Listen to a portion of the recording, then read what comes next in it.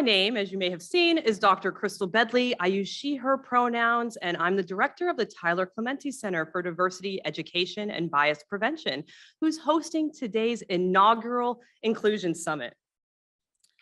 Yes, all right. I am here for that. Thank you. To kick off the summit, I'd like to share the Rutgers land acknowledgement. We acknowledge that the land on which we stand is the ancestral territory of the Lenape people. We pay respect to Indigenous people throughout the Lenape diaspora, past, present, and future, and honor those who have been historically and systematically disenfranchised. We also acknowledge that Rutgers University, like New Jersey and the United States as a nation, was founded upon the exclusions and erasures of Indigenous people. As we work collectively to ensure that this acknowledgement is a call to action and not just a performative statement, I'm excited that you're here today to join us to learn more about indigeneity being brought back to campus later this morning. And I encourage everyone to learn more about the dispossession of the Lenape through the Scarlet and Black series, Volume 1 in particular, and through the Honor Native Land page at diversity.rutgers.edu. Of course, I have a few housekeeping notes. Please review the community agreements for today's summit. These agreements give us a framework for engaging respectfully with one another and to practice inclusive behaviors. These agreements can be found on the event webpage for our folks who are joining us virtually. And for folks here in Livingston Hall, you can find it in the red folder that was on your chair. Second, today is an opportunity for us to focus on our inclusive practices, right? And to practice them. For those in the room with me, let's commit to ensuring that no one is left out. If you see someone by themselves at lunch, invite them to your table. See someone looking confused or in need of help? Assist them. Online, feel free to echo or amplify comments you agree with. One way is to add a +1 in the chat or to use your reaction buttons for the sessions in which this is an option. For the Division of Diversity, Inclusion, and Community Engagement, or DICE, we have a very specific definition for inclusion. And it refers to the act of creating environments in which individuals and groups feel welcomed, respected, supported, and valued, right? Welcome, respected, supported, and valued by eliminating practices and behaviors that marginalize. An inclusive climate embraces differences and offers respect in our words and actions so that all people can fully participate in the university's opportunities. I would take this a step further to say that the work of inclusion is collaborative. What I mean by this is that it requires multiple perspectives and voices that can speak to a myriad of lived experiences. The work of inclusion is also iterative. There's no one program, initiative, or even a summit, right, that can attend to all forms of diversity, right, can make everyone feel included at all moments. But with each iteration, we are afforded the opportunity to be more inclusive than we had been in the past.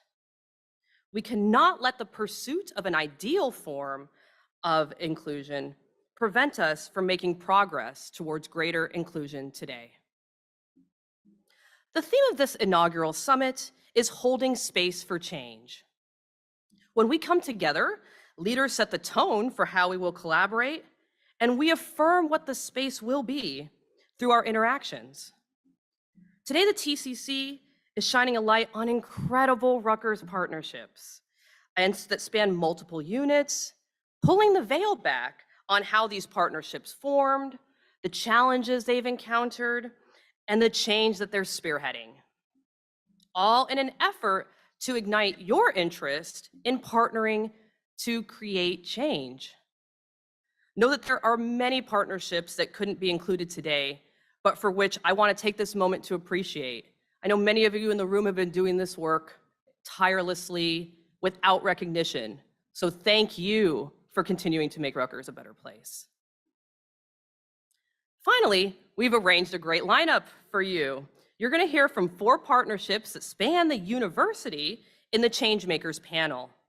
Then we'll move both virtually and physically into our concurrent sessions, where you'll have the opportunity to enter into conversation with New Brunswick campus partners to learn how to effectively partner and build on the momentum that these partnerships have created. The networking lunch is your opportunity to connect with others and explore potential collaborative opportunities. And for those on Zoom, you'll have a probably much needed break from your screen.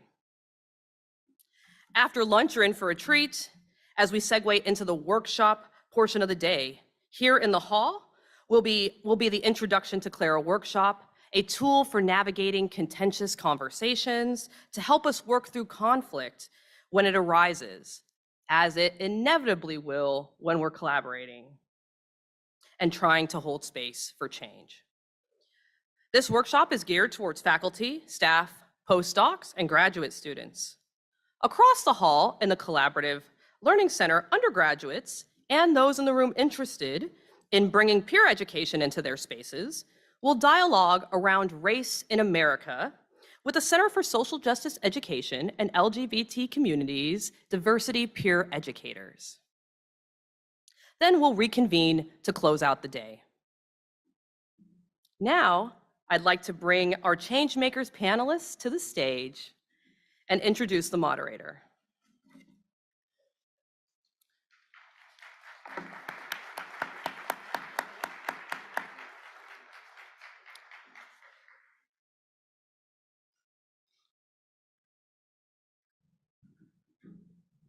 Dr. Brianna Bivens, she, her, is a postdoctoral research associate in the School of Graduate Studies and an instructor here in New Brunswick. Her work focuses on diversity, equity, and inclusion strategic planning, and she collaborates directly with graduate students to envision and create more equitable and affirming educational experiences.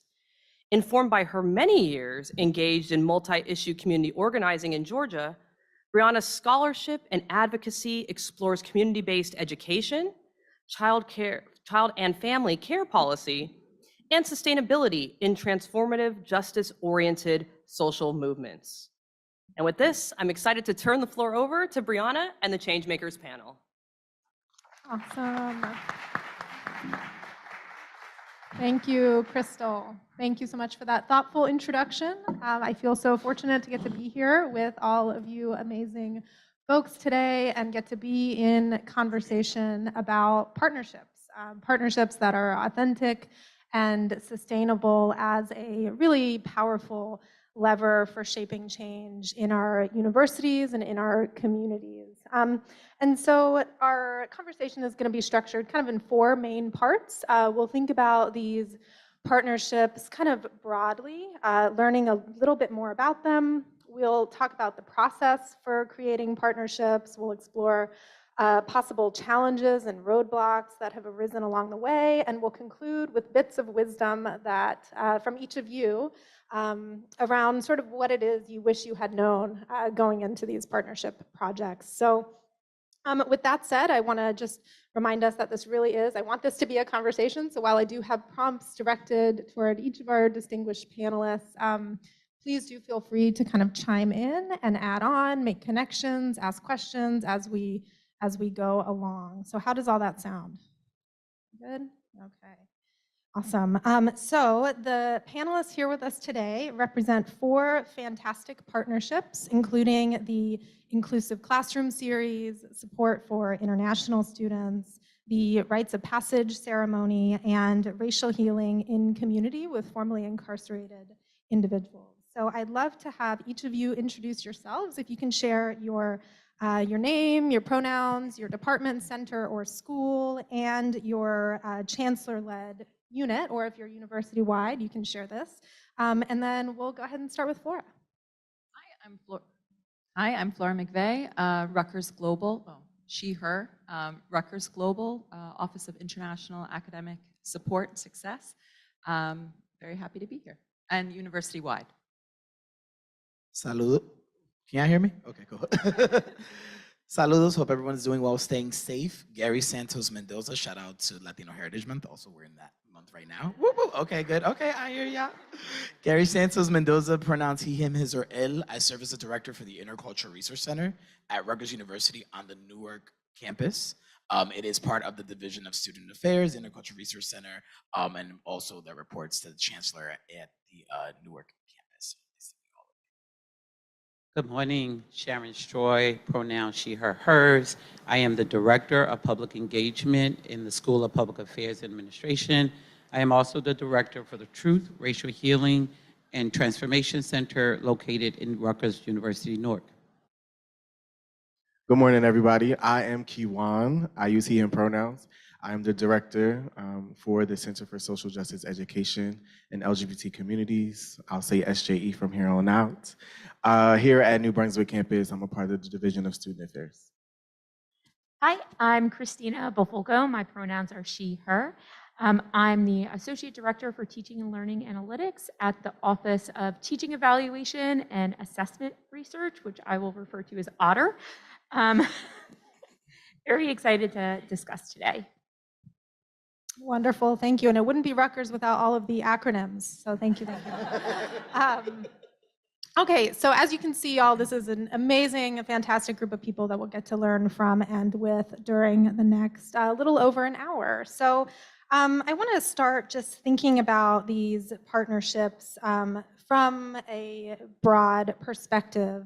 So kind of elevator pitch style, learning what it is these partnerships are that y'all are involved in. So Kiwan, I'd love to start with you. If you can tell us a little bit about Rites of Passage and how it's evolved since its inception.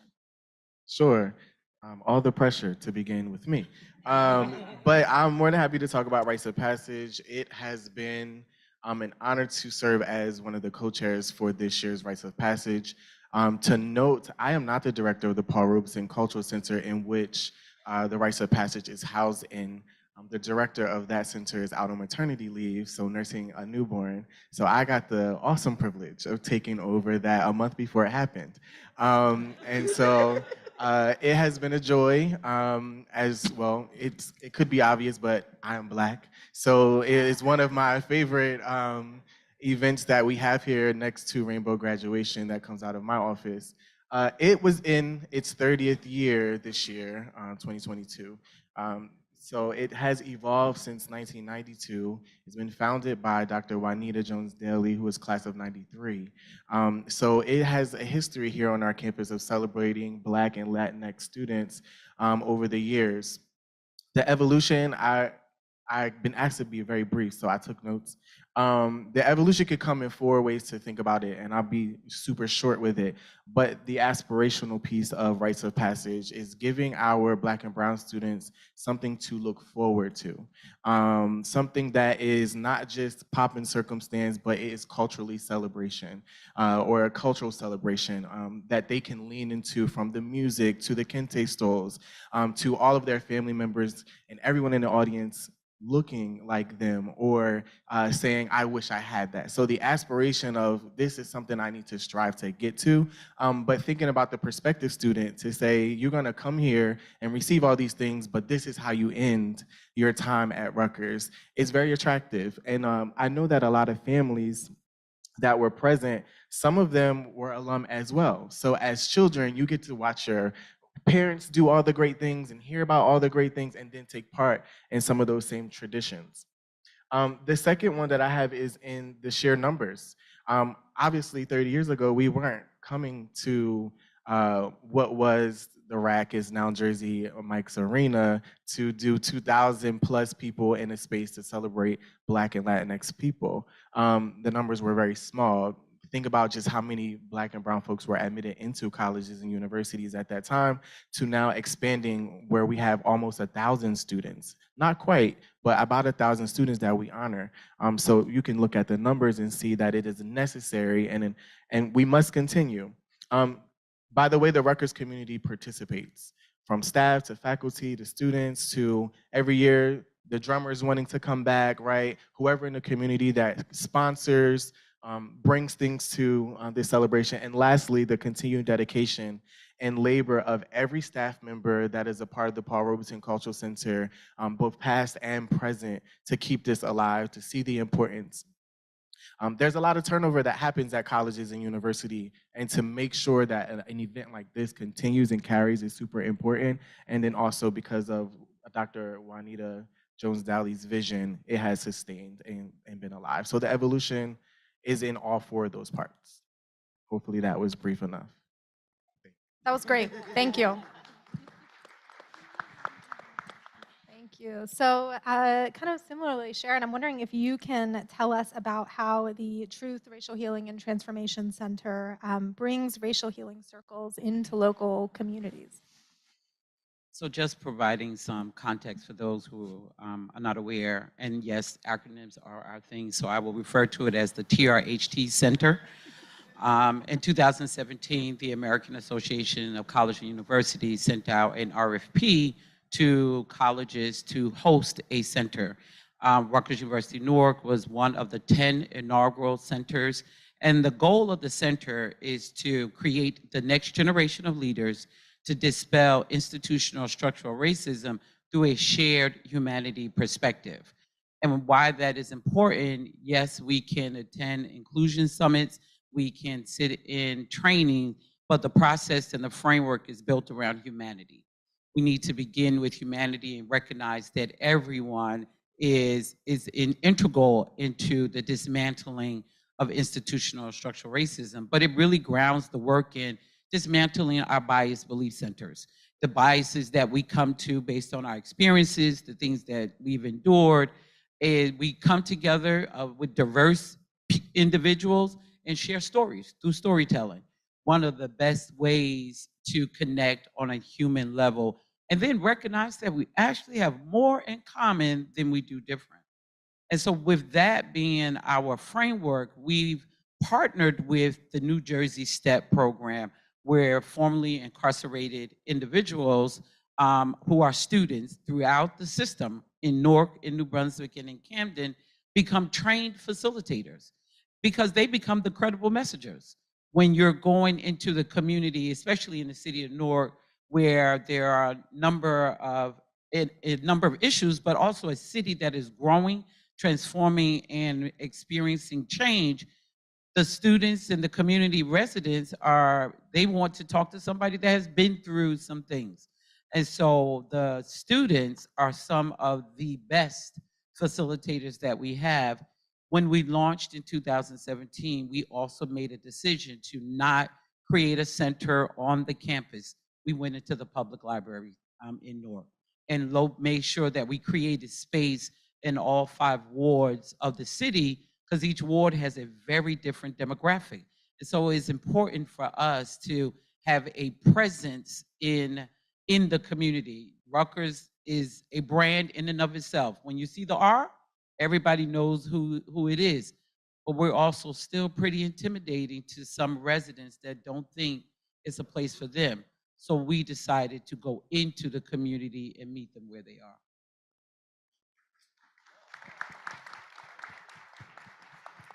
Thank you, Sharon. I love that idea, really embedding the work in the community as a mode of sort of trust building and connection. So thank you. Thanks for sharing. Christina, I'm wondering if you can tell us a little bit more about the Inclusive Classroom series. Yeah, so the series is actually a university-wide faculty development program, and I say faculty, but it's really meant for instructors. It's grounded in this idea of trying to create inclusive environments in all of our instructional spaces for our students or whoever, if they're training programs, making sure those participants are welcomed and you're providing that inclusive instructional environment. So the faculty development program is based upon 3 competencies, and it takes a very broad look at what it means to be inclusive. So one of the first things we found was that we did not have the bandwidth or the expertise to really look at all three of those competencies within the program. So we've partnered with units across the university. So the big one is actually University Equity and Inclusion. They've been supporting the program through the inception of deciding how it's going to work and what programming, the competencies, all the way through the looking at participant reflections at the end.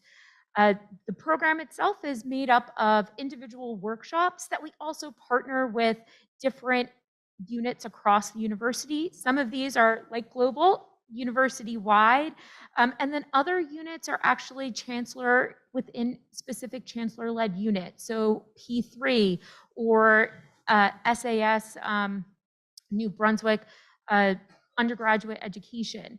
So we work with a lot of different units whose expertise we draw on to submit workshops that go under one of those competencies. And then anyone within the university can go to those individual workshops, but they can also engage in this process of thinking through how they're going to implement those changes within their classroom and earn a badge at the end of the program. Awesome. Thank you, Christina. And I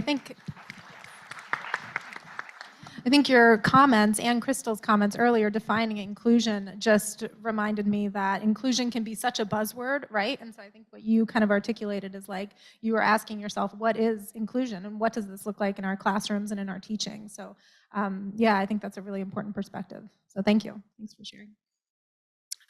Flora, I'm wondering if you can talk a little bit about the supports for international students that your office spearheaded. Sure. So the main ones really are Sharon's comment about everybody knows the R brought to mind sort of one of our main ones, which is pre-departure orientation for our international students in country.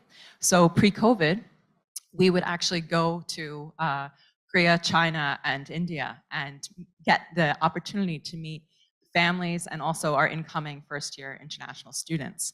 And we would do a very academic focus, but also a very rah-rah Rutgers focused orientation. I love that in signing. In country, many of the families wouldn't come with their student, so we got the opportunity to build those connections. And the R is not known overseas to the extent that it would be known in Jersey. So it's, that was one of the main ways we really spearheaded the idea of our brand and getting to know what Rutgers is all about overseas. Because having those types of orientations don't only welcome and show the students that they are welcome here at Rutgers, but it also, by word of mouth, very strongly on all the forums there and throughout their communities, that Rutgers is a place that supported my student, that sent high-level leadership to talk to me and my student before they ever arrived on campus. So it really sets a beautiful tone, welcoming around the world, and they're already part of the Rutgers community before ever setting foot here. Another key program is our first-year transition course. Here comes an acronym. Are you fit? And yes, my dean was warned, there is another Are You Fit, which is the aerobics course. But she said, that's all right. She said, because it stands so well for first-year international transition. So in partnership with RBS, SAS, here I go with the acronyms, School of Arts and Sciences, School of Environmental and Biological Sciences, the Rutgers Business School, and also the School of Engineering, we offer this to all first-year incoming international students. The part that I love most about it is that it's peer-led. So it's, we have a fantastic group that we recruit and then train with an inclusive pedagogy seminar that we've been fortunate to develop with the help of the former director of the Rutgers English Language Institute, Dr. Nicole Hauser, who's now of the English department, faculty there. We've developed a training program for these peer instructors to teach our multilingual learners, our international students, everything they need to know about navigating Rutgers and their first year in higher ed in the US. So yeah, those are the two main programs. And we work extensively with OTTR, that's a new acronym for me, and doing workshops and lending our expertise on this particular population that we serve. That is excellent. Thank you, Flora. So now I want to transition us into thinking about what it was like to form these partnerships, making the connections, what did that look like, building trust, what does that look like, sustaining the connections, what does it mean to work together in a partnership? So let's kind of think about that a little bit together. So Sharon, I'm wondering if you can kick us off with this and share how TRHT and NJ STEP connected to bring racial healing circles to the communities in which you work. Students, that's where it began. It began with students, students who wanted to have conversations about social justice and change. It began with students who were part of the NJ STEP program, but were also part of the Honors Living Learning Community, HLLC, in Newark. And so giving them a space and a place to feel that they can be seen and heard. What I came across, not having any experience with returning citizens, that's what we have recognized the narrative of returning citizens, that I needed to hear their truth, that I needed to understand some of the things that they were experiencing. Amazing, absolutely amazing individuals, but what came up in the conversations, no matter how well they were doing in their classroom, they experienced extreme imposter syndrome, that their background and what they had occurred to them, they didn't believe anyone would listen to them. Well, no, let's create a space and a place for you. And then once we started engaging in them, they became because they understood empathy, compassion. They, no matter who the individual that they were talking to from very diverse backgrounds, they really understood and connected and related. And let me give you an example. The tool that we use is called a racial healing circle. It is a 90-minute interaction where people from diverse backgrounds come together through a series of prompts and share stories. We did, before COVID, we did an in-person racial healing circle, and we had residents from Scotch Plains, Fanwood, Westfield, all ages, intergenerational. And after 90 minutes, I looked in a corner and I saw what in my optics was a racialized white woman of retired having a conversation with an African-American transfer student who was about 24 years old. Their body language was so interactive. When I walked over, I said, "You act like you know each other forever." And they turned and said to me, "We have so much in common," and they exchanged telephone numbers. But for the first time, they met each other. This opportunity allowed them to connect on a much more level to where they're still in contact today. And that's what that humanity aspect created. With that being said, okay, I need to train you to be racial healing circle facilitators, and the partnership has now extended into the city of Newark. And fortunately this year, we're actually having TRH2 fellows who are receiving a stipend because of some additional funding. So it's been really amazing. That's fantastic, Sharon. Thank you. Gary, I'm wondering if you can talk to us a little bit about what led to the expansion of Rites of Passage to include Newark's graduating Black and Latinx students, and how has the expansion sort of broadened the reach and the impact of Rites of Passage? So I think for me, and I'm just gonna shout out for all, again, with Latino Heritage Month, we love to storytell, but given the amount of time that we have, I'm gonna try to succinct this as small as possible. Okay, so I apologize for my people in the crowd. But with all of that said, and I think this is some background I wanted to provide before answering that question. I think this is very important. I came to the university in 2019. So I came in as the inaugural director for the Intercultural Research Center. It had evolved over the times in Newark in relation for it being focused on diversity, equity, inclusion. Primarily, our LGBTQ community is what founded that center. And then in relation to the community of Newark in relation with undocumented students, that also is at a rise in Newark. That also has become also the second foundation of our current center. So within all that, taking the job, it was an opportunity to really engage within the community of Newark. And from hopefully the heavy accent, you could probably tell I am from New York City.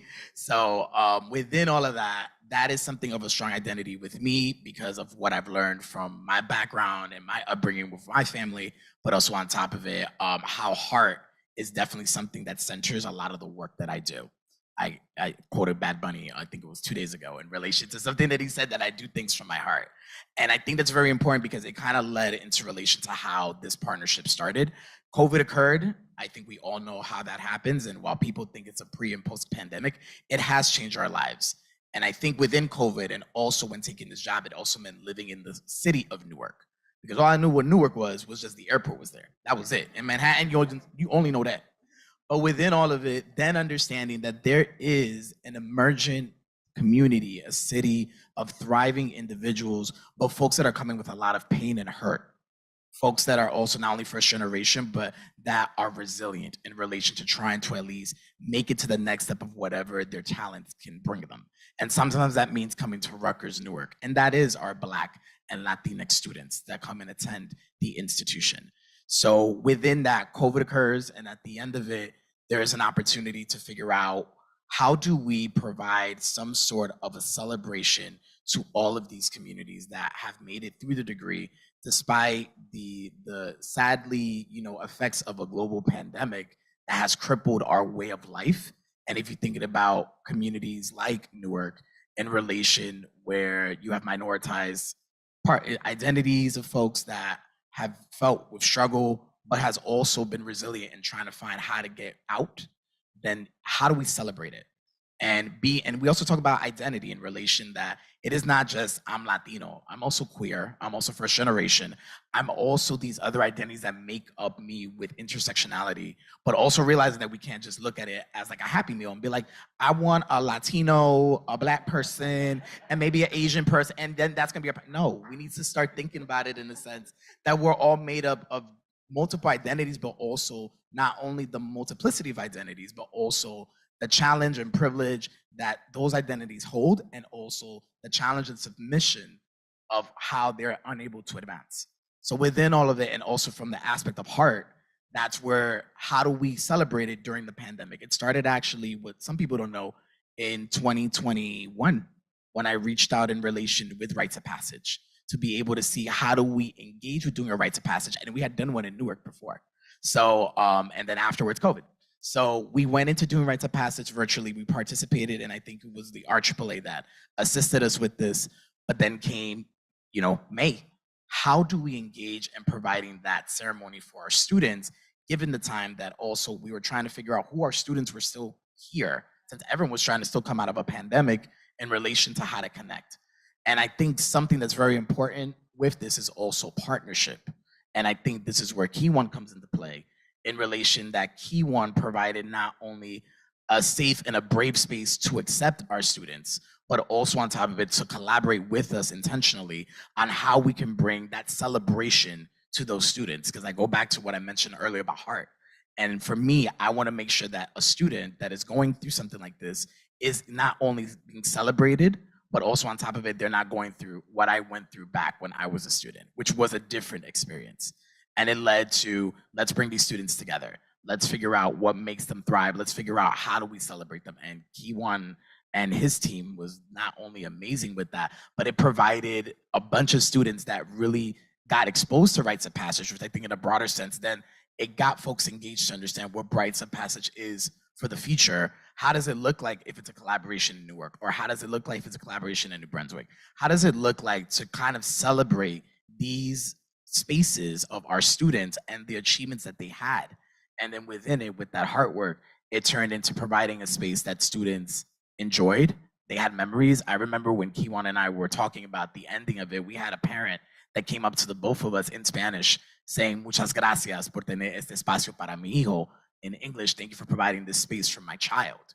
Because in essence, that also meant including of language, including of nuances. And as I said about storytelling and things of that nature to celebrate our community. So it was an amazing experience that Rutgers-NB was able to provide. And it was just through conversations and figuring out what are the needs of the students. And Kiwan also at the end of it said something very important, which was, I want to give our students the celebration of, as Rutgers students, of having their graduation, of having their commencement.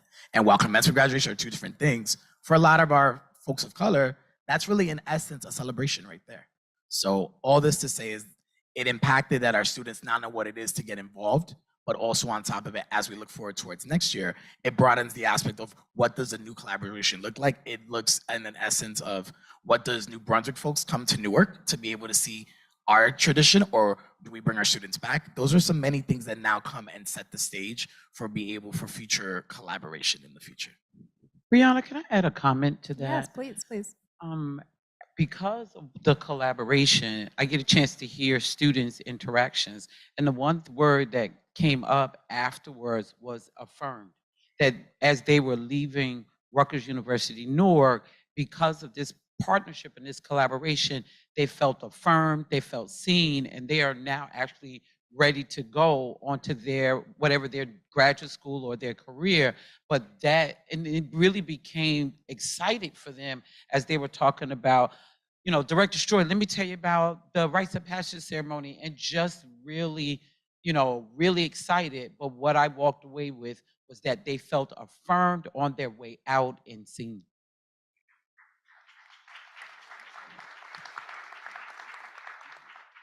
Yes, I love that. And I want to just make another connection. So while you were talking, Gary, you used words like heart work and celebration, and just connecting that to Sharon. You know, you were talking about sort of a shared humanity framework and thinking about these concepts as sort of like a motivating ethic for keeping these projects moving forward, keeping the partnerships moving forward. So thank you for these insights.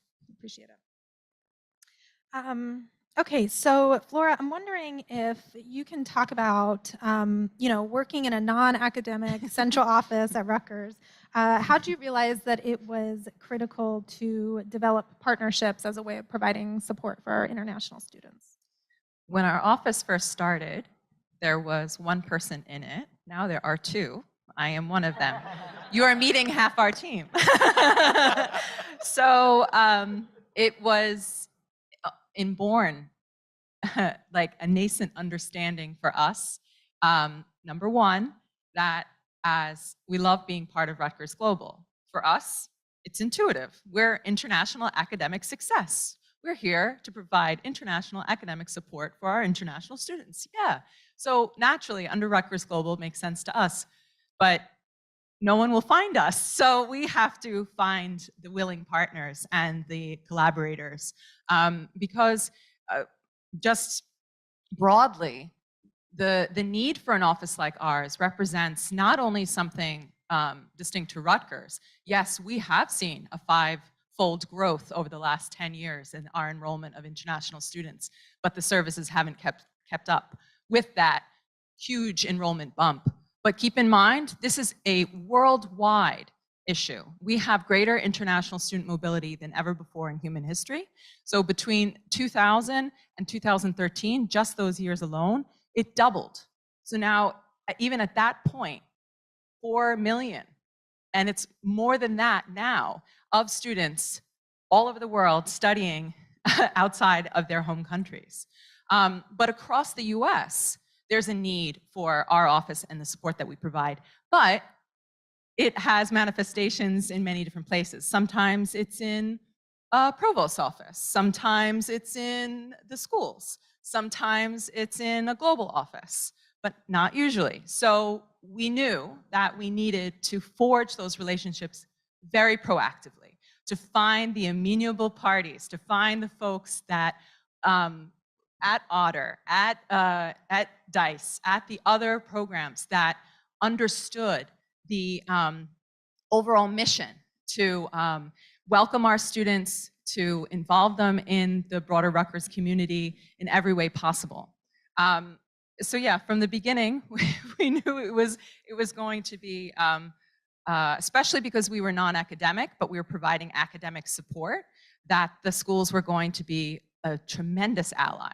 And we've been so fortunate that, particularly with the transition course, that they're such a partner for us in providing the service to the international students.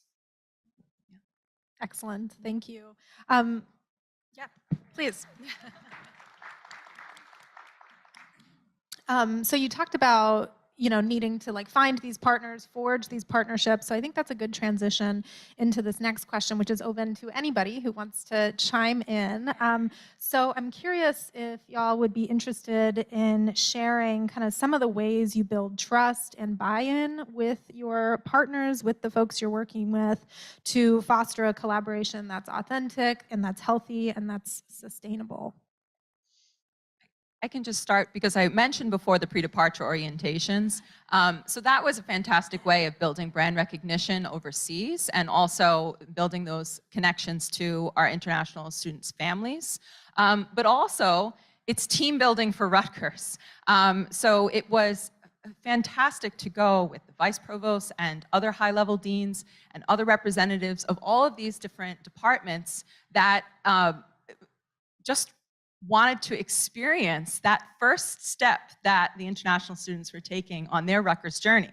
And in essence, being overseas, experiencing that together, really, sort of brought them into the Rutgers global and international student mindset. It brought issues into the fore for them that might not have been as something that they were as familiar with prior to that trip, prior to meeting the other people that were also representing Rutgers.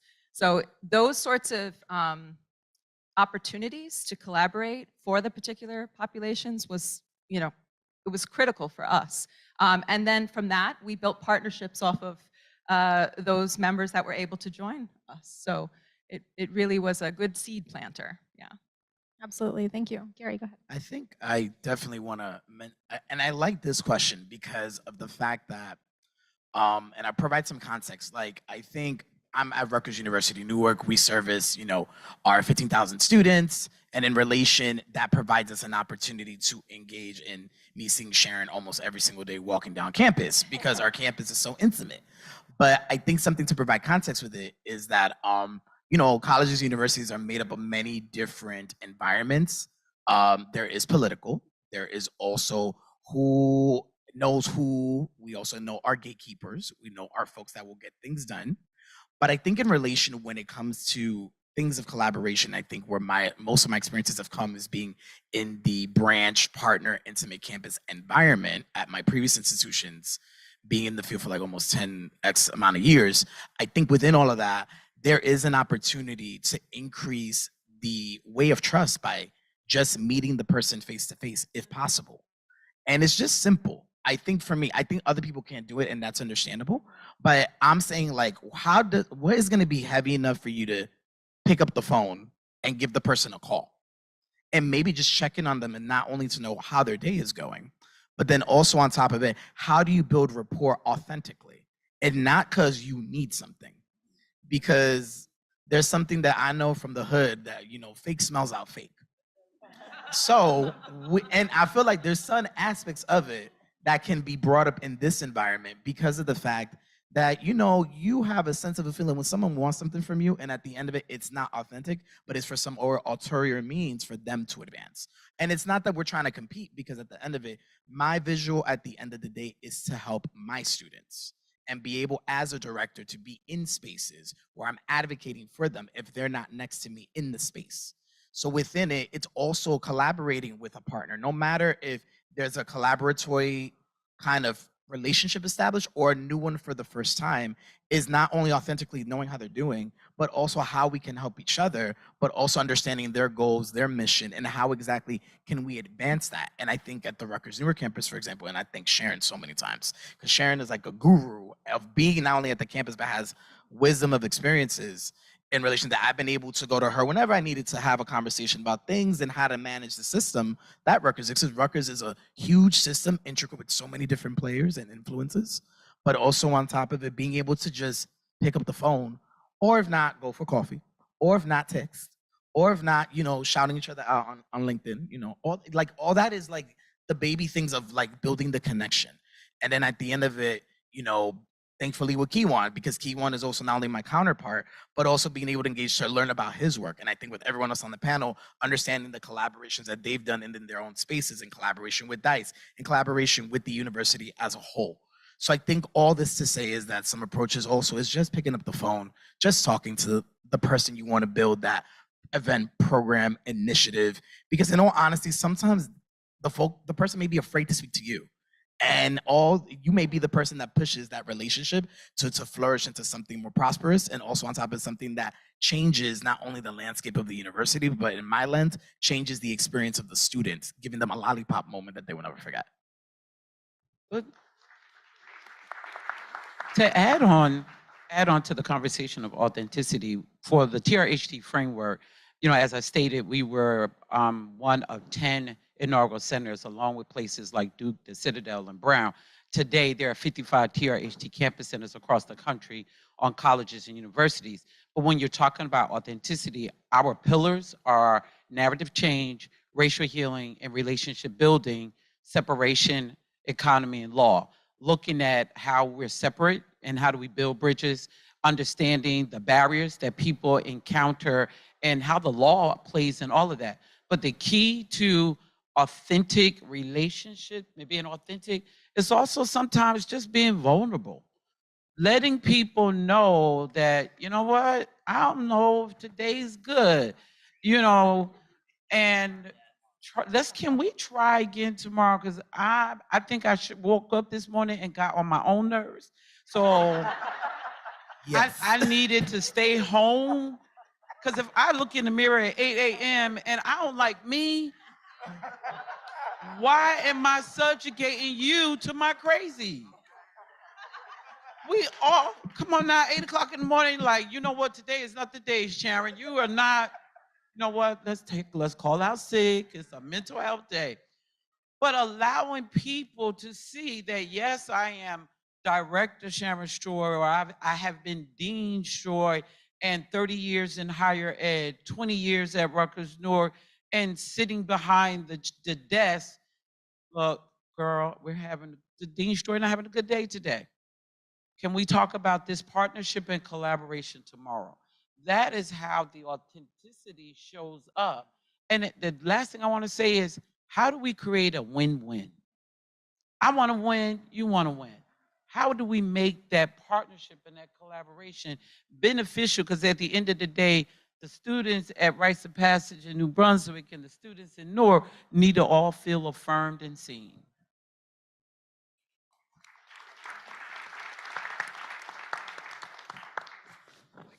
Thank you. Okay, so I love it. The authenticity, the vulnerability. Brene Brown is all on the stage right now. Okay, I'm going to answer this question from the lens of being a Black man. Building trust isn't always easy for us with people. Like Gary says, sometimes people are intimidated to talk to us. Now, I think I'm sweet as pie.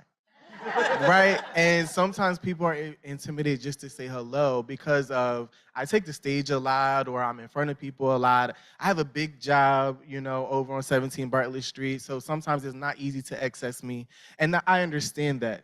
So understanding that I might have to humble myself a little bit more and do a little bit more extending to others, right? What is the also to my personality, the also to my job description? That means going above and beyond to say, my students need something from each and every space on this campus, and how can we bring you to our house? And so in SJE, shout out to SJE in the back, I see my people, we really come from a family lens, and we're not just a center, we're a home. And so how do we invite the rest of the campus to be a part of our house? You become extended family when we interact with each other. We are all cousins somehow, right? We're all family, and so I believe that how can we be faithful and loyal and uplifting to our students, because you have something that will get our students to graduation day, and the goal for everybody here who works with students is student success. It might be in food service, it might be in cultural identities, it could be anywhere on this campus, but each person needs something that you have. So naturally, I am a community builder, naturally. One of my strengths is to be a woo, right? So I can work a room like none other. Holla at me, okay? I'm passing out business cards, directing you to my website. What do you have that I can borrow? How can we have an even exchange? Whatever, but I know that in order to have student success, I need to be sure that, and the students taught me this yesterday, say yes to everything. Now that is so hard at a place like Rutgers, New Brunswick campus. We are already at Newark, right, and Camden. We're already over capacity. But yesterday we asked the students right here on the same stage, we said, how do you interact and engage with our campus? 3 of the 4 of them said, I say yes to everything. That has stuck with me since yesterday till today. I say yes to hosting a show. I say yes to one-on-one conversation. I went to an office yesterday just to visit and ask a question. A student was in need. I'm going to say yes to you in this moment. What do you need? How can I help you? Because I know that my yes is a gateway to someone's success, their affirmation, the confirmation that they deserve to be here. The list can go on. So, I just make sure that I put myself in spaces. The team that I work with can tell you, do we have to go to this? Yes. And when we get there, meet somebody, right? Do we have to sign up to do this? And there's a virtual option. Can I go virtual? No. We're going in person because we need to meet and greet and network. Our students depend on what we do.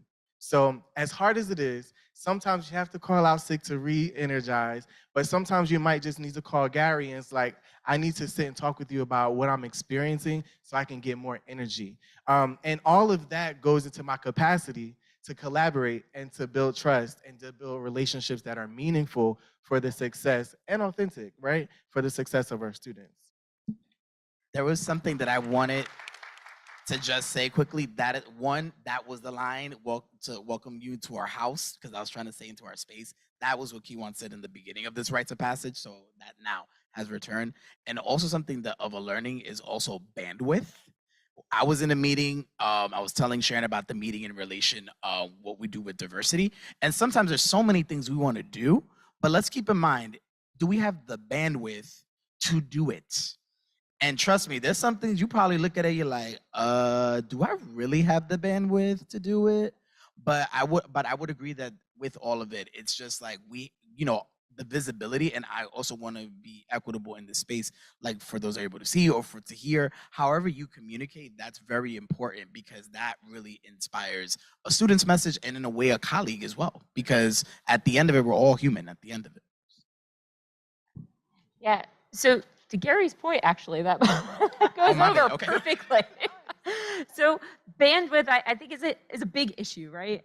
We've all had a lot on our plates, and as we started really thinking through the classroom inclusivity series, and we reviewed the literature and really started to understand what it would take to really provide good opportunities and a diverse range of opportunities for our instructors. My colleague Chris Drew and I realized that this was going to be outside of our bandwidth, and there was just no way around that. And that's really how we started this idea that we need to build these partnerships, and having those conversations and having them on the phone, having them in person, having them over Zoom, really created an opportunity to understand what we could each bring to the table. I also teach, and one of the conversations that I have with students when they're working in groups, right, when they're working in teams, is you should be bringing in the strengths of all your individual members. It's going to make the team stronger. And that's what we really try during these conversations that we have with our partners. We try to explain what we can bring to the table, but then understanding what they are able to bring to the table too, and making those connections. And sometimes those connections can be difficult for people to see, right? So for instance, when my colleague Chris Drew and we do a workshop on the impact of culture on learning. And, he last year, he brought an idea to the table and he said, what about if we bring in Global and ask them to reach out to different students and do short clips about giving specific Rutgers examples to the table on how these different aspects of culture impact their experience within the classroom. And it was a great experience. And the feedback that we got from the instructors after that workshop was spectacular. They really gained so much from having that range of expertise and being able to draw on those different strengths of the different units. Excellent. Thank you, Christina. Okay, so I want to move us into thinking about kind of some of the roadblocks and challenges that can emerge in the process of creating and sustaining partnerships. I think often the public sees kind of the shiny outcome, but we know that partnerships can experience lots of challenges. So just kind of digging into what those challenges can look like and how you kind of move through them. So Sharon, what is one challenge that has come up as you engage? Yeah, just one. She did say one. That comes up in your work as you're engaging with communities to promote racial healing. Others people's agendas. People want to collaborate, don't want to do the work, want to be there for the picture, and I'm trying to help change lives. So I have to learn to manage my expectations, as you say, figure out how can you help me with your agenda, mitigate the damage or the collateral damage and the fallout to where my students, the young professionals that volunteer with the center, we've been fortunate to have entry-level professionals who come in that want to volunteer and build skill set, because facilitating it's a racial healing circle. Just the name says somebody's coming with some angst. So I have young professionals who want to facilitate and actually walk away with some skill sets to help their resume and their career. So now I have people who want to be a part of this with an agenda, so it becomes my responsibility to navigate that space. When you're talking about diversity, equity, inclusion, justice, it is emotionally laborious. It is forever. It is not a checklist. And so when people come in with an agenda, and I'm going to use, I'm a woman of faith, so I'm going to use a term, I need to discern what you got going on, but you still can possibly help my goal here. So that is probably for me one of authentic relationships. Just show up and be real. And if you have an agenda, please tell me. I'm okay with that. But when it has the ability to impact people's lives, we are responsible for, as facilitators, of doing no harm and creating safe, brave, responsible spaces. I cannot handle your agenda. So I have learned to manage my expectations, ensure that the people involved are protected, and I do say yes when I don't want to. But it's important for the goal of the center and our partnership. Thank you. Thank you, Sharon. Kiwan, wondering if you can talk to us about a challenge that persists in your work as we honor Black and Latinx students' accomplishments. Yes, sure. We should have a whole session around barriers to honoring marginalized students, but I'm gonna wake us up just a little bit, and if you're in the virtual space, put this in the comments too, but everybody say love and lift. Okay, we're going to say it like we mean it. Love and lift. Thank you. So I could point out a list of things that Gary and I faced with collaborating, but I would rather say that when we talk about love, we talk about investment. When we talk about love of our most marginalized students, our Black, our brown students, our queer, our trans students, all of those that are on the furthest end of the margins, we have to invest in their success. And that does not mean waiting until graduation day for the picture, right? It doesn't mean to be put in the scroll for the credits, but it means what do you do to invest in our students to lift? Lifting means labor, right? In your space to center DEI work, to center the resources that they need to get to the graduation, all of the cultural graduations. How are you investing your time and your energy? How are you investing your wisdom, your nuggets, your love, your care for them? It's really important that we know that cultural foods is important for our students to succeed. Having a sense of belonging is important for our students to see. Representation along the way. So we won't have a Black and Latinx graduation if our students are not able to see and hear and feel as if I can do this.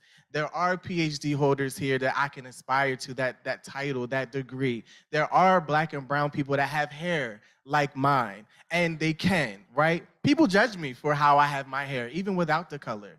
But I know that it's important for our students to see me in this space, in this position, right? So loving them, investing in them while they are here, and laboring, that's really the lift. You have to lift as you climb. Don't forget where you came from. And so all of the barriers that we face in the logistics and the process of getting there can really be thrown out if you really love our students. I tell people in DEI sessions all the time, how can you serve Black and brown people if you don't love them? The same way you love that BMW you pay all that money for, love us, love a human the same exact way. The same way you love your family, pretend that we are extended family. So thank you. Love and lift is my answer.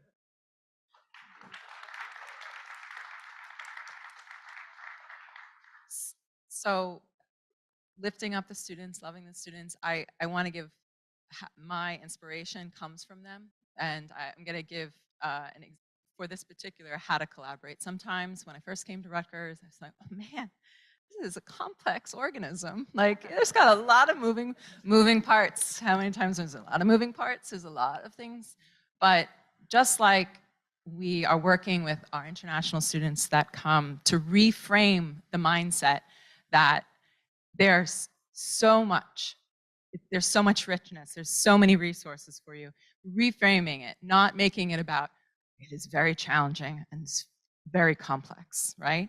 I think it was said best by one of our peer instructors who I asked her in her preliminary interview to become a peer instructor of the course. I said, and she's an international student herself, I said, so Bingyi, what will you do? How will you help students navigate Rutgers? She's like, well, I will not focus on the unique challenges of Rutgers. I will instead encourage them to embrace the infinite possibilities.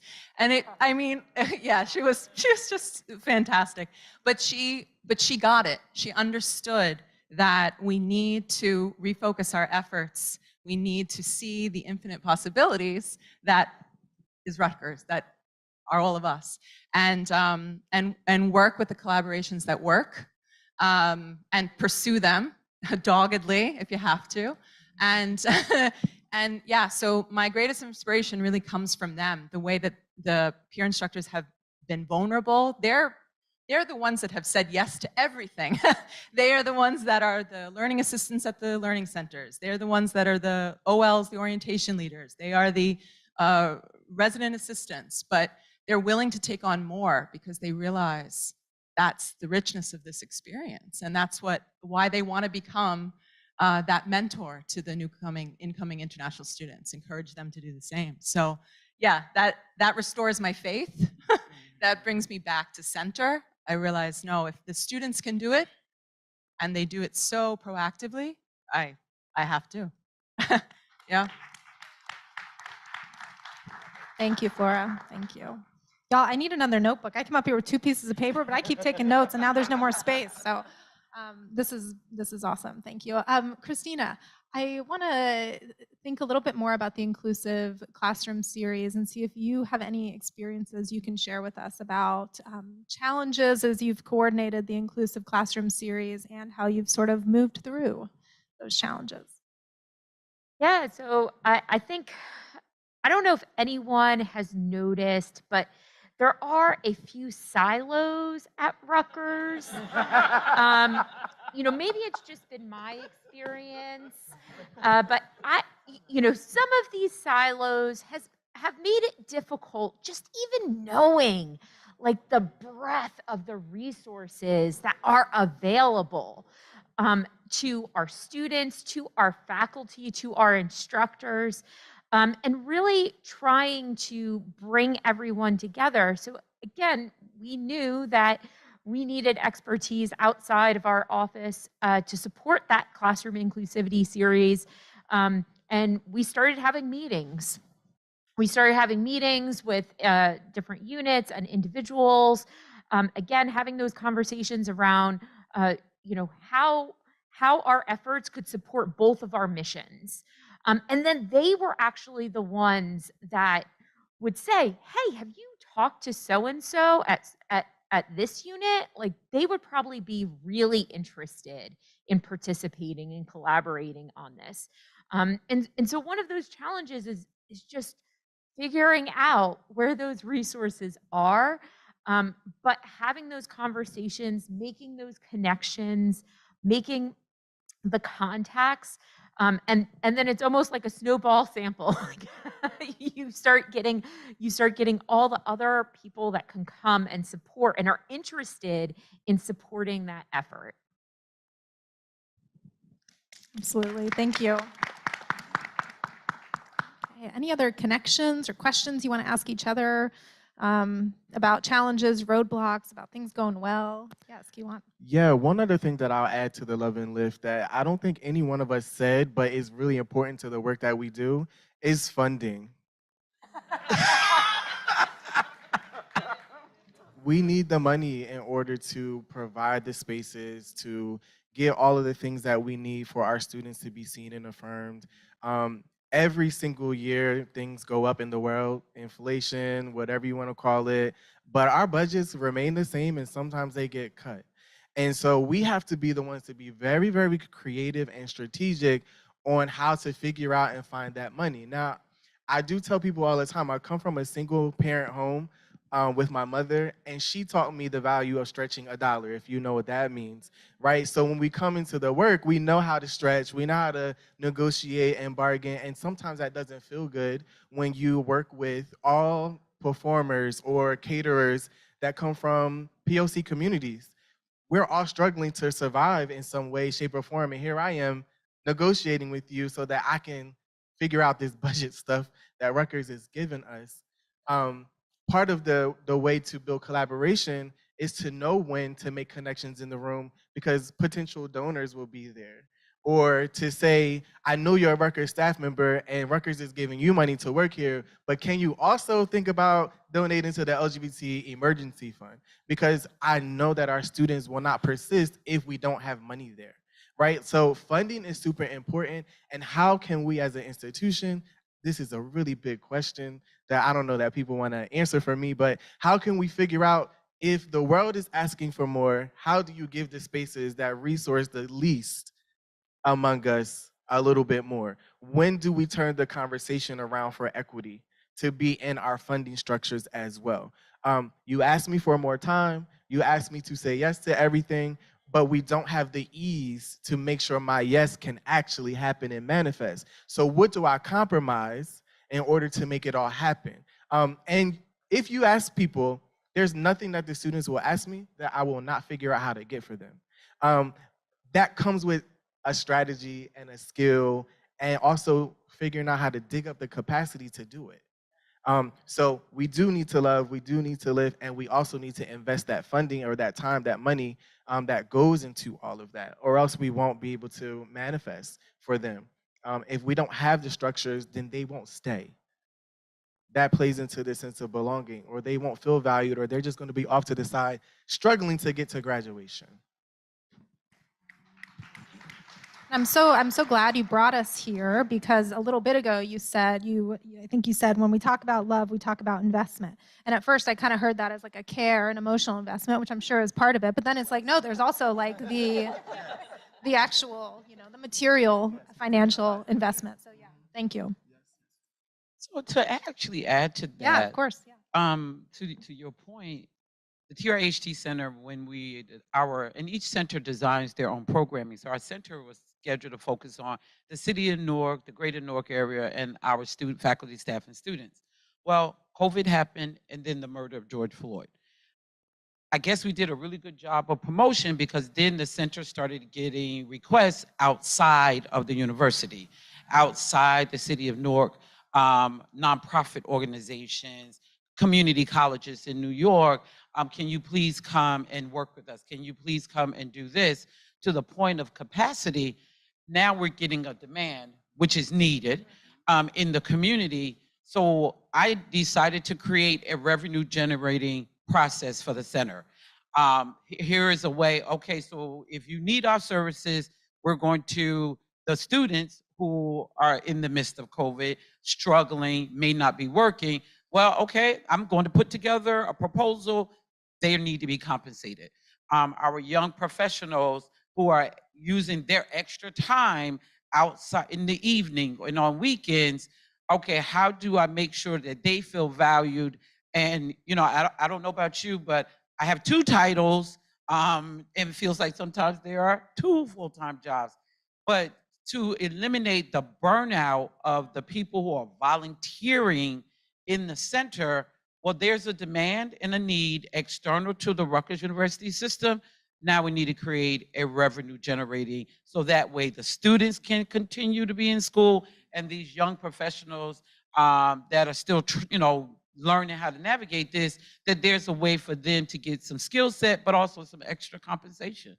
And that's, unfortunately, it was built out of what is going on in the country, but I realized that I needed to build my capacity, sustain and keep the ones that I have. But how best to do that? It's not a lot, but it's enough to keep them sustainable. Yes, thank you. Thank you. Thank you. So I want to transition us into our final kind of section and just hear from each of you. What is one thing you wish you had known sooner about creating space for change through partnering? And so we can just start here and then move our way over, if that's okay. I think that I was an international student myself. I came to Rutgers with the idea that everyone understood international students not in a monolith, that, oh, well, all the international students that come from that country, we can kind of group them all together. And I think that it was a critical awareness for me to understand that, just like we don't want to look at the services and the potential collaborations of particular departments at Rutgers in a monolith, we're working with people at the end of the day. It's the same actually for addressing the needs and challenges of the students. They each have their own lived experience. They each come with different sets of challenges for being here, for making it at Rutgers. And so, yeah, I learned from that experience in seeing how they prosper as individuals, and building the awareness with our staff and faculty not to look at international students just as one mass population of students. It's something I confront all the time, actually. I find it's once people, again, with the orientations, when we saw the higher leadership being asked the same questions of parents, like, how warm a coat should my student bring? It was like, these are the same questions that we get at new student orientation from parents, from Jersey. It's the universality, but also the individual experience of the students that it guides how I then make partnerships and collaborations with others.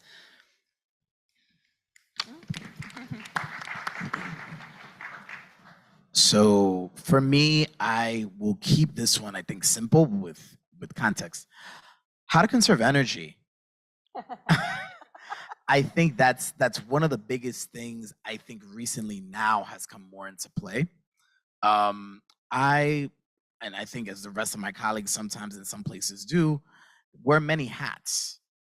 And sometimes I keep thinking of, and I think music is the key to the soul. So hence we have a Bad Boy reference. I'm gonna bring up the Beyonce reference in relation with energy, that song of energy, and it just gives me all from the Renaissance album. If you haven't listened to it, please listen to it. And I know some have in this room, but I appreciate it. But within it, it talks about like banging beats and energy and going in. And what I mean going in is going at 100, going at high octane. But within it, something that I learned recently has been how to conserve it. I work as a director. I also teach part of our honors living learning at Rutgers Newark. I'm also a doctoral candidate. So there's like many things going on in that world. I'm also a brother. I am an uncle. I am sometimes a caregiver to elderly parents that sometimes are also trying to navigate the world, and sometimes it's now you have to look after them more specifically because you want to conserve your viejitos. You want to conserve them and protect them and give them that space to engage and love because they've given everything. And if this is from my experience, they've given everything for me to be here. And what I've learned now is just been how to conserve it, but also in realization with it. I mentioned it before, the gatekeeping, the politics. There's sometimes that can you really waste the energy that you have and the capacity that you have to the nuances of the gatekeeping, political gossip? We know we've heard of one gossip or another while we've been here, or in other spaces and other spaces of influences that we have. Do you have the capacity to be involved in those spaces and that energy in order for you to conserve it for the things that are needed? And that for me at this moment is my students. I know that also I played a role of a Greek advisor with our fraternities. It's for shout out to Greek life. But within all of it, that also meant conserving that energy to provide that being there visibly for our students, especially as we're transitioning, to support them as they're coming back from pandemic. But also realizing with the many hats that I wear, when is it okay to say no? And it's okay. We sometimes are afraid to do it, but it's okay because the work will be there, things will happen. And sometimes we talk about this work-life balance. And I think depending on, and I want to be honest, depending on some folks in their different positions, some things are 9 to 5, some things are after 5. Diversity work is, I feel like, 24 hours. That's in all honesty. But I feel like that's what I bargained for, and that's the blessing that I have in being in this position. But also reminding myself always, because also having mental health as well, is also making sure that I'm not as anxious. That coffee is not helping us out, even though the coffee is helping me today. But like making sure that I'm being in a space where I'm conserving the energy at all times to do the things that I have to do, just focus on my students, get the things that have to get done, getting the traditions, and also making sure the things that my boss needs are also successful because it goes and aligns within the vision of not only the division, but of, the campus of Rutgers Newark. And I think within it now, that's the lesson that I've learned that I would advise with all of you. Understand that it's okay to say no, but also understand where is your energy right now and where can you afford to waste it? And where you can afford to conserve it. Because within energy is time, and time is something we don't get back. So that's something that's very good. I can give you your flowers. It's either do you feel I can give you your flowers, but it's your choice if you want to water them or let them die.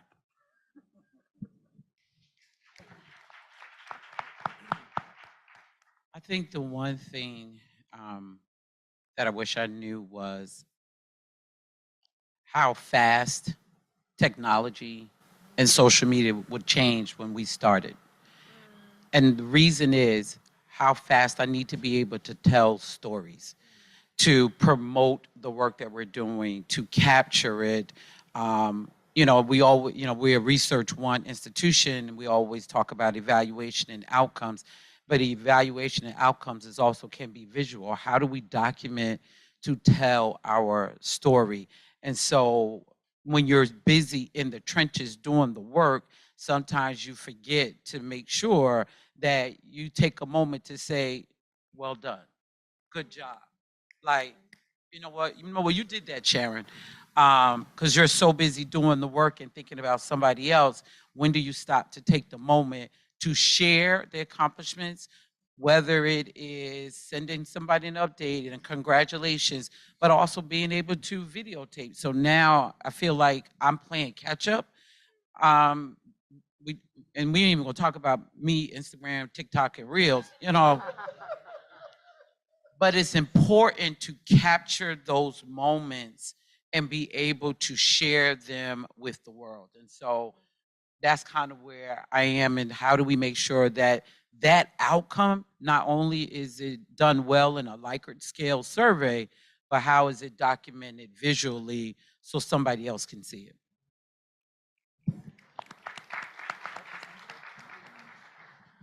So, contrary to popular belief, I'm not that old.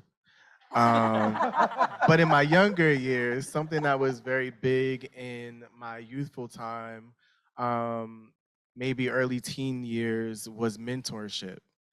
And I think now mentorship is lost. Even as we try to build mentoring programs, it's really hard to sustain them with our current generations. So for me, what I always think about is the challenges that I have as a newer director. I'm about 3 years, maybe in my 4th year in my directorship.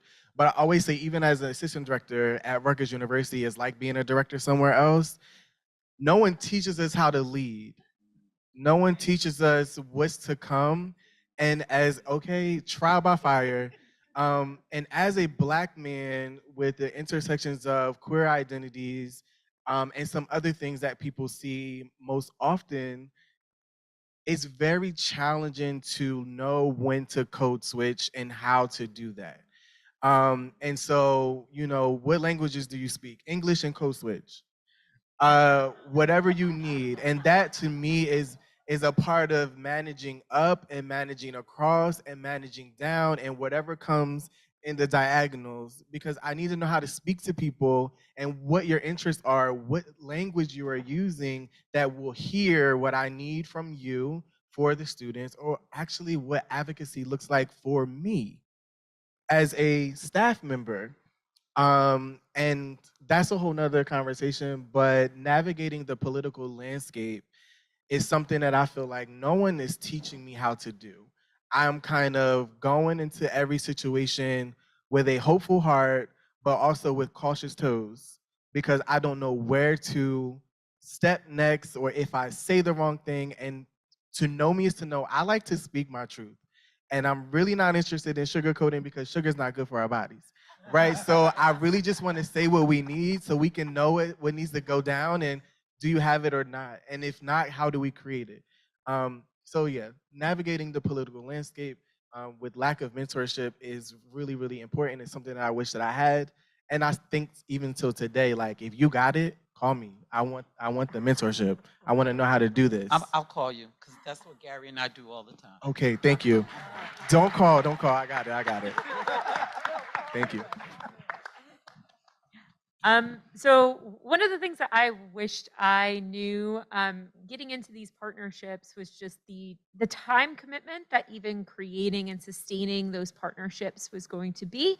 And I think we really underestimated that a bit. And those individual meetings, while extremely valuable and not something that we could have done without, did take more time than originally anticipated. Just about everything kind of took a little bit longer than originally anticipated. To Sharon's point about, thinking about the impact, thinking about the outcomes, the program evaluation took a lot longer than anticipated. And part of that was because we really wanted that qualitative aspect to the program evaluation.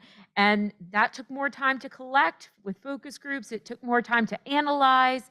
But at the same time, we were able then to pull together a picture, as Sharon as share input, but also evidence to show the impact, to share with our partners, and to share with the university overall, and hopefully pull in more support, more financial support maybe, and build the program out moving forward. And that evaluation is really not just about, what is the impact at that point, but being able to build on it and make changes moving forward. Yes, thank you.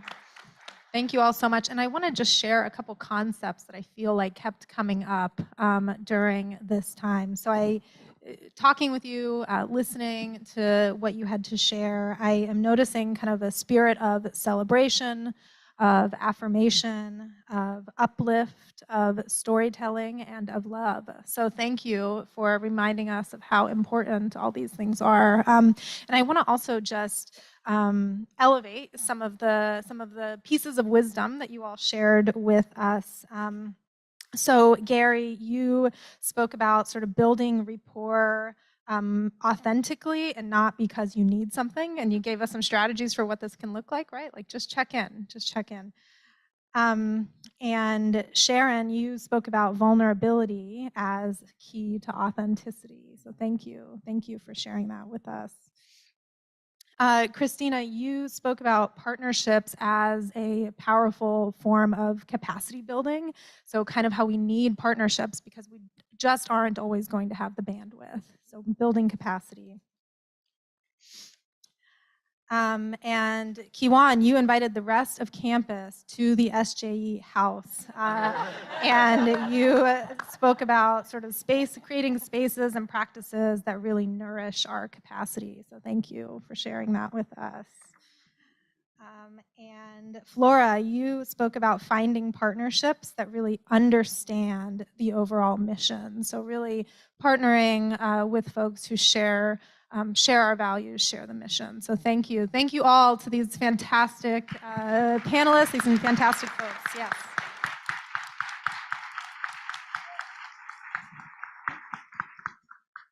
Thank you. I so appreciated our time together. I'm going to pass it over to Crystal because I think we have one more thing and then we have lunch. So thank you all. Y'all are awesome. This was really special. Yes. Can we get one more hand for this fabulous panel and moderator?